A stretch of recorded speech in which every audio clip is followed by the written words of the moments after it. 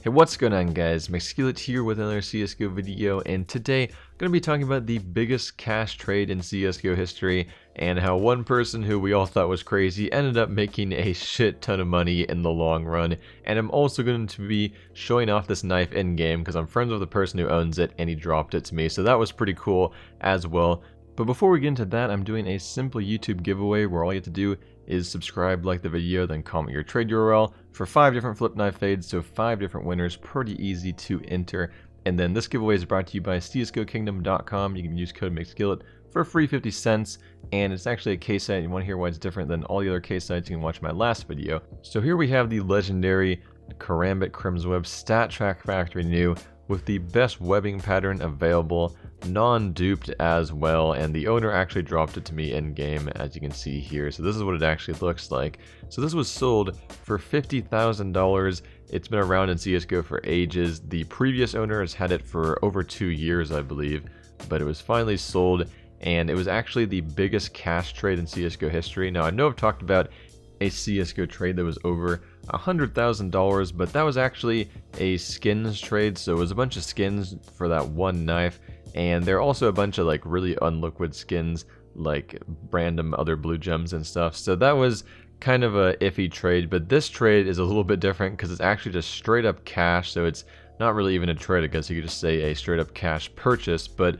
it was $63,000 for this knife, as well as this souvenir off Dragonlore right here, which is actually factory new, but it's one of the older souvenir factory new ones, so it's not worth a crazy price. Still $13,000 for this Dragonlore right here is a pretty hefty price as well, because it only has 3 stickers. Of course, the older ones did only have 3 stickers. It's kind of nice placement, but it's a little bit of a harder Dragonlore to sell nowadays. But either way, this knife is absolutely insane. The reason it's worth so much is there's really no other stat track Karambit Crimsweb that just compares to this level of webbing.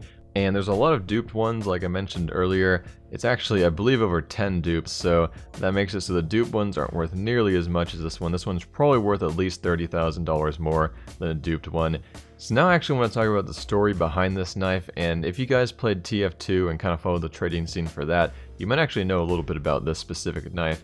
But either way, for CSGO wise, this knife was originally boxed by someone who, I believe they streamed it, and I actually have a video of that. It's the #1 most expensive knife in my top 5 most expensive knife unboxing video, so it was actually pretty crazy. The unboxing of this was caught on camera, and most of these rare knives are never caught on camera when they're unboxed, but this one was, so there it is there. And he ended up selling this knife to Gore, and if you don't know who Gore is, he's kind of famous in TF2 because he was the one who had the legendary Burning Team Captain hat. And of course, if you don't know, some of the hats in TF2 are quite expensive, but the Burning Team Captain was actually worth $12,000 at the time that Gore had it. But then Gore actually sold his hat, and I believe for around $12,000 or so. And then he ended up purchasing this, and if I recall correctly, I think he did have to add another like $4,000 or so to get this knife. So he purchased it at the time for around $16,000, which was absolutely crazy at the time. People thought he was insane because this was definitely the most expensive CSGO purchase at that time. There was really nothing else even close to this knife, but he held on to it for a solid 2 years, and I believe there was actually a Dubai collector who offered him $50K, and he ended up declining it. But I guess ever since that happened, he was still on that amount ever since, and I'm not even completely sure on the legitimacy of that offer. I believe it was a legitimate offer from what I've heard, but ever since that, I don't believe he's ever wanted to settle it for less than $50K. And then finally today came where another trader named Lord offered him $50K cash. I believe it might have been via Bitcoin, but I guess he finally decided that he wanted to sell it.